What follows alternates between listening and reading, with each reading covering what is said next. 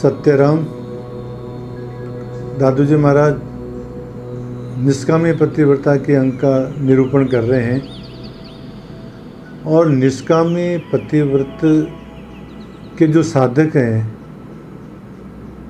उनके लक्षण बता रहे हैं और ये लक्षण व्यवहार के अंदर भी लागू हो सकते हैं।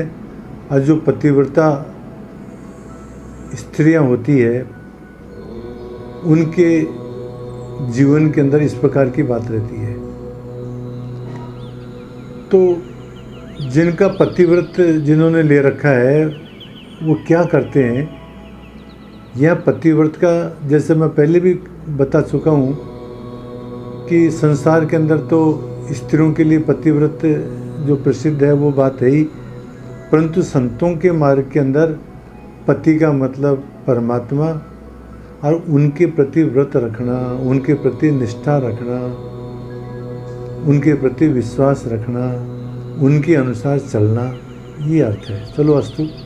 तो दादू जी महाराज यहाँ पर पतिव्रत जो साधक हैं उनकी स्थिति का वर्णन कर रहे हैं। आज्ञा माई बैसे उठे, आज्ञा आवे जाए, आज्ञा माई लेवे देवे, आज्ञा पैरे खाए।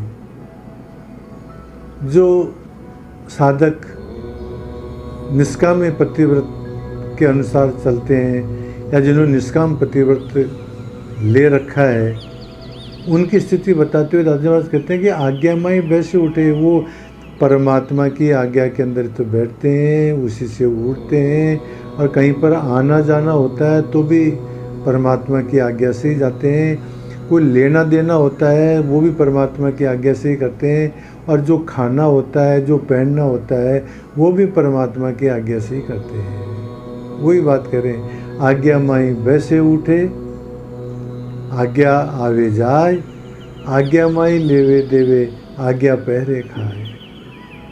दादू जी महाराज पतिव्रत साधकों के बारे में कहते हैं, तुम सो लेना तुम सो देना, तुम ही सो रत होई रे खालिक, खालिक मेरा आशिक तेरा, दादू अनंत न जाए रे खालिक।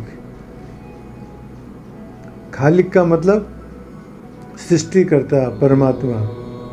तुम सो लेना, दादू जी महाराज कहते हैं कि जो पतिव्रत के जो साधक होते हैं वो क्या कहते हैं, परमात्मा से उनको लेना देना है, अर्थात उनका संबंध है, वो व्यवहार उनका परमात्मा से ही है।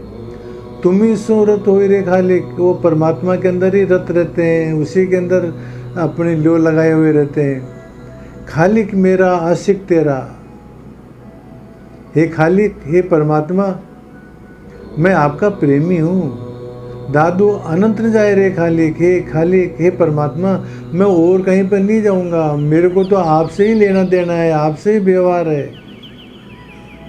और बताते हैं, आज्ञा माई बाहर भीतर, आज्ञा रहे समाए, आज्ञा माही तन मन राखे, दादू रहे लो लाए।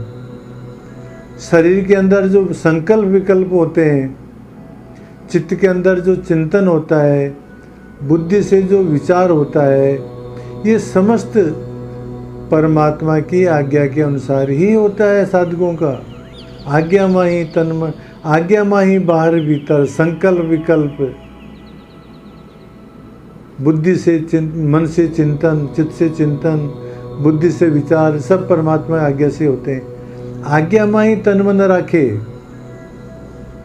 तन मन भी जो है भगवान के अंदर ही रखते हैं, अपनी मन की वृत्ति परमात्मा में लगी हुई रहती है। आज्ञा दादू रहे लोलाए, जो साधक होता है वो परमात्मा के अंदर ही अपनी लोलाए लगा रहता है। कहने का तात्पर्य यह है कि जो पतिव्रत के जो साधक हैं वो संपूर्ण रूप से समर्पित रहते हैं परमात्मा के अनुसार ही चलते हैं। दादू जी महाराज स्वयं इस प्रकार के साधक थे कि जो परमात्मा की आज्ञा के अनुसार ही चलते हैं। देखो उदाहरण देखो, बेटे हैं निराणे स्वामी, उठे हैं आमेर से जो।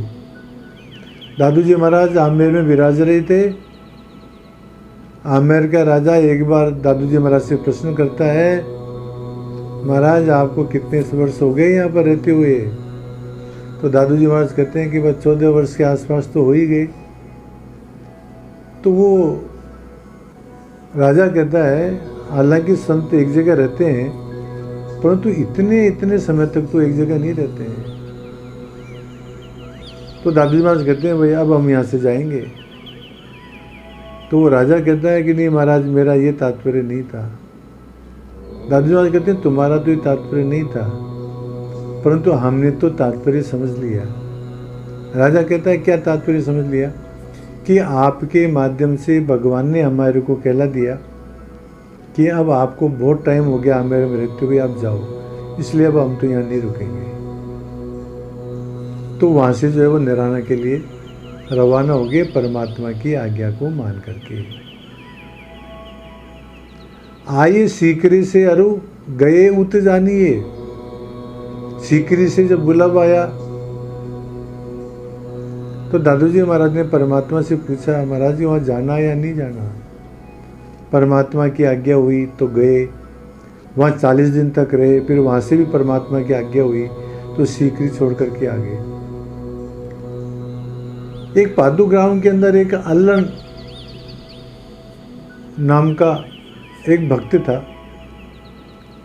उसने एक कम्बल बनाई या खरीदी और उसके मन में ऐसा संकल्प था कि मैं दादू जी महाराज को भेंट करूंगा। तो उस कम्बल को वो हमेशा माथे पर ही रखे रहते थे। जब दादू जी महाराज जब पादू की साइड में गए तो उन्होंने उसको भेंट की। अल्लन भक्त ने दादू जी महाराज के बहुत अच्छी कंबल थी। तो दादू जी महाराज ने मना कर दिया कि इतनी अच्छी कंबल हम नहीं लेते हैं। तो परमात्मा की आज्ञा हुई, ये इतने दिनों से जो आपकी प्रतीक्षा कर रहा था, इसका भाव है, इसलिए इसको स्वीकार करो। तो उन्होंने दादू जी महाराज ने परमात्मा की आज्ञा मान करके अल्लन के द्वारा जो दी गई जो कंबल थी उसको स्वीकार किया। वही कहते हैं, अल्लन की कामरी लई गुरु आज्ञा सुन। गुरु की आज्ञा सुन करके उसको ली। झारी जल दियो पाए सांची मन आनी। और प्रसाद के रूप में उसमें और कुछ भी नहीं था, उनके पास में कमंडल था, उसी में से उसको जल दे दिया। चोला गुजरात से आयो सो पहना आज्ञा मान। तेजानंद जी गुजरात के साधक थे।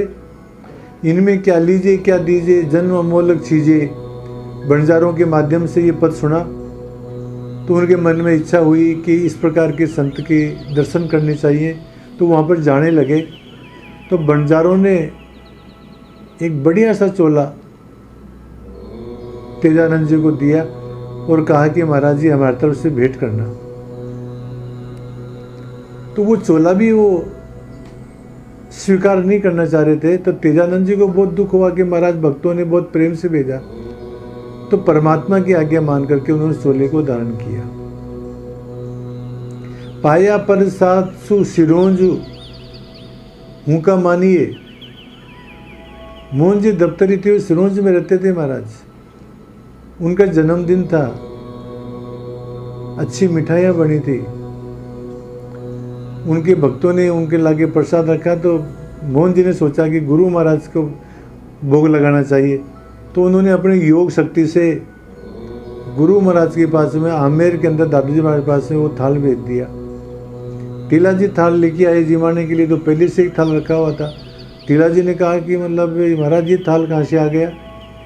तो दादू जी महाराज ने कहा कि भाई सिनोज से आया है, मोहन जी दफ्तरी ने भेजा है, परंतु ये प्रसाद गरिष्ठ है, ये मेरे स्वास्थ्य के अनुकूल नहीं है, इसलिए मैं ये नहीं करूँगा, तुम तो अपना भोजन लेके आओ। तो फिर परमात्मा की आज्ञा हुई कि मोहन जी ने बहुत प्रेम से भेजा है महाराज। तो वो परमात्मा की आज्ञा मान करके उन्होंने उस प्रसाद को ग्रहण किया। वही बात कहते हैं, पाया पर सासु सिनोज हुका मानिए। बाहर गुफा से आए भीतर उठो ही गए, स्वामी ऐसे रहे सदा और सब ठानिए। एक रंबा माता थी महाराज। सोई साध शिरोमणि गोविंद गुण गावे, राम भजे विस्या तजे आपान जनावे। ये दादू जी महाराज का पद रंभा ने सुना और वो दादू जी महाराज के दर्शन करने के लिए आई महाराज ठट्ठा नगर से आकर के गुफा के सामने बैठ गई। दादू जी महाराज की आज्ञा हुई, परमात्मा की आज्ञा हुई, वो गुफा से बाहर निकले, उसको दर्शन दिए और वापस गए। इस प्रकार से कहने का तात्पर्य यह है कि दादू जी महाराज ने भी अपने जीवन के अंदर जितने भी कार्य किए हैं वो सब परमात्मा की आज्ञा से मान करके ही किए हैं। तो जो परमात्मा के जो सच्चे साधक हैं, जिन्होंने पतिव्रत ले रखा है, वो परमात्मा की आज्ञा के अनुसार ही सब काम करते हैं। ये तात्पर्य है महाराज। और कहते हैं पतिव्रता ग्रह आपने करे कसम की सेव, जो राखे त्यों ही रहे आज्ञाकारी टेव।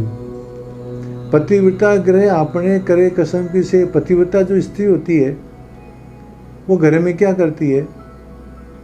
वो अपने पति की सेवा करती है। इसी प्रकार से जो पतिव्रत के जो साधक हैं, जिन्होंने अपने स्वामी परमात्मा को ही मान रखा है, वो भी परमात्मा की सेवा करते हैं महाराज, तन से, मन से, धन से। वही बात करें, पतिव्रता ग्रह आपने करे कसम की सेव। जिस प्रकार से पतिव्रता अपने पति की सेवा करते हैं, इसी प्रकार से पतिव्रत वाले जो साधक हैं वो अपने पति परमेश्वर की सेवा करते हैं। जो राखे तो ही रहे। जिस प्रकार से पतिव्रता स्त्री को जैसे पति जैसा रखता है, जैसे खाने पीने पहनने के लिए देता है, वैसे रहती है। इसी प्रकार से पतिव्रत के युक्त जो साधक हैं वो भी परमात्मा की इच्छा के अनुसार ही रहते हैं। जो राखे तो ही रहे आज्ञाकारी टेव। आज्ञा का ही प्रण रहता है उनके। तो जिस प्रकार से पतिव्रता स्त्री पति की आज्ञा में रहती है, इसी प्रकार से पतिव्रत से युक्त साधक हैं वो परमात्मा की आज्ञा में ही रहते हैं। एक किसी गांव में खाती की स्त्री थी, वो पतिव्रता थी। किसी साधु ने के पास में ये बात आई कि वो पतिव्रता स्त्री थी, उसको दर्शन करने के लिए गई वहाँ पर। तो खाती ने पूछा कि महाराज कैसे बता रहे हो, कि सुना है कि आपकी स्त्री पतिव्रता है, उसके दर्शन करना चाहता हूँ। तो उन्होंने आवाज़ दी खाती ने। तो उस समय वो जो खाती की जो स्त्री थी वो घी छान रही थी।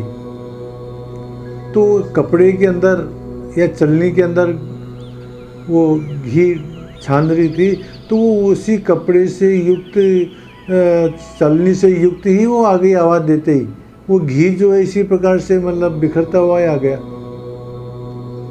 तो साधु ने कहा कि ये क्या है, कि बस यही पतिव्रता का लक्षण है कि मैंने आवाज़ दी और ये आ गई। इसने हानि और लाभ के बारे में नहीं सोचा कि भाई चलनी को तो रख दें या बाद में हूँ, इतना भी समय कहाँ है, मेरी आज्ञा हुई, ये आ गई। तो पतिव्रता के लक्षण यही है कि वो व्यक्तिगत हानि और लाभ नहीं देखती है। इसी प्रकार से परमात्मा के जो भक्त होते हैं वो परमात्मा की आज्ञा के अंदर रहते हैं महाराज हमेशा। तो इस प्रकार से दादू जी महाराज आज इन साखियों के माध्यम से ये बताना चाहते हैं कि पतिव्रता स्त्री जिस प्रकार से अपने पति की आज्ञा में रहती है, इसी प्रकार से जो पतिव्रत से युक्त जो साधक होते हैं वो संपूर्ण रूप से परमात्मा के प्रति समर्पित रहते हैं और उन्हीं की आज्ञा के अनुसार अपना जीवन निर्वाह करते हैं। ये बात दादू जी महाराज इन साखियों में बता रहे हैं। सत्य राम।